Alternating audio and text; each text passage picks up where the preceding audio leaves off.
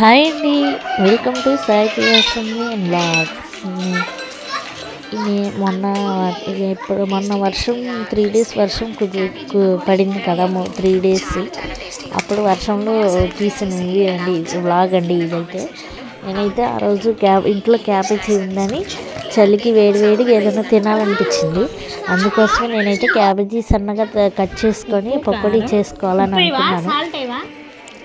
సన్నగా కట్ చేసుకొని పకోడీకి అయితే కలిపేసుకుంటున్నాను.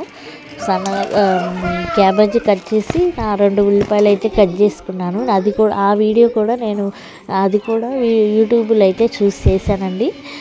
యూట్యూబ్లో చూసి క్యాబేజీ పకోడీ అయితే కొత్తగా ట్రై చేశాను, కానీ చాలా బాగా వచ్చింది.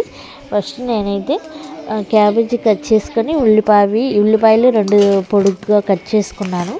అవి 2 కలిపేసుకొని నెక్స్ట్ ఉప్పు, పసుపు, కారం. పసుపు వేస్తే కొంచెం కలర్ వస్తుందని ఉప్పు, కారం, పసుపు అయితే వేసుకొని అవి కూడా బాగా మిక్స్ చేసుకున్నాను. నెక్స్ట్ పచ్చిమిర్చి కూడా వేసానండి దాంట్లో, కొంచెం కరకరలాడిద్ది కదా, అందుకోసం టేస్ట్ కూడా వస్తుంది కదా, పచ్చిమిర్చి వేసాను. నెక్స్ట్ శనగపిండి మా అమ్మాయి సాహితి అయితే వేసింది, పక్కన కూర్చుంది. వాళ్ళకి చలికి అవి చేసిందా తినడానికి కంగారు అయిపోయింది. పిల్లలు ఎవరైనా అంతే కదండి, మీ పిల్లలు అంతేనా? చేశాను. నెక్స్ట్ శనగపిండి కూడా వేసాను. శనగపిండితో పాటు బాగా అవి క్యాబేజీలో నీరు ఉంటుంది కదండి, అవన్నీ కలిపి బాగా ఆ నీరుతో కూడా బాగా మిక్స్ చేసుకోవాలి. మొత్తం కలిపేసుకున్నాక ఆ నీరుని బట్టి మనం కొంచెం వాటర్ అయితే వేసుకోవాలి. వాటర్ వేసుకొని కొంచెం వాటర్ వేసుకొని కలుపుకుంటూ ఉండాలి. కలిపేసుకున్నాను. నేను కొంచెం లాస్ట్లో వరిపిండి కూడా వేసానండి, కరకరలాడతాయని. నేనైతే అలా చేశాను. మీరు ఎలా చేసుకుంటారో నాకు ప్లీజ్ కామెంట్ చేయండి.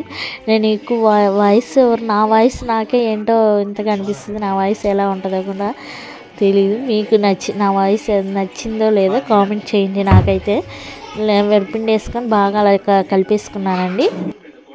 కలిపేసి అది అయితే పక్కన పెట్టేసుకున్నాను. నెక్స్ట్ అందరూ పకోడీ తిన్నారు కదా, ఆలుగడ్డ బజ్జీ కావాలన్నారు మా పిల్లలు. ఆలుగడ్డ బజ్జీ, మిర్చి బజ్జీ కావాలన్నారు. దానికోసం మళ్ళీ అది పక్కన పెట్టేసుకొని ఆలుగడ్డ బజ్జీకి మళ్ళీ పిండి కలుపుకుంటున్నాను. 2 కప్పులు శనగపిండి, 1/2 కప్పు వరిపిండి అయితే తీసుకొని బాగా కొంచెం తినే సోడా అయితే వేసుకొని కలిపేసుకొని పక్కన పెట్టేసుకొని ఆలుగడ్డ, పచ్చిమిర్చి కూడా చూపించాను కదా, అవి సన్నగా కట్ చేసుకొని పక్కన పెట్టేసుకున్నాను. అవి ఇప్పుడు క్యాబేజీ పకోడీ అయితే వేస్తున్నాను. అవి వేసాక ఆలుగడ్డ బజ్జీ అయితే వేసాను.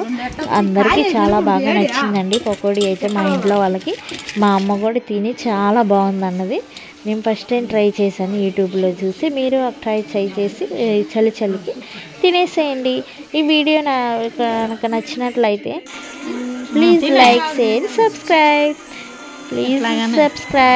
మా అమ్మ తినేసి చాలా బాగుంది, సూపర్ ఉందని నాకైతే మంచి కాంప్లిమెంట్ అయితే ఇచ్చింది. మా అమ్మాయి కూడా నచ్చింది, సాహితి. ఓకేనా ఫ్రెండ్స్, బాయ్ ఫ్రెండ్స్.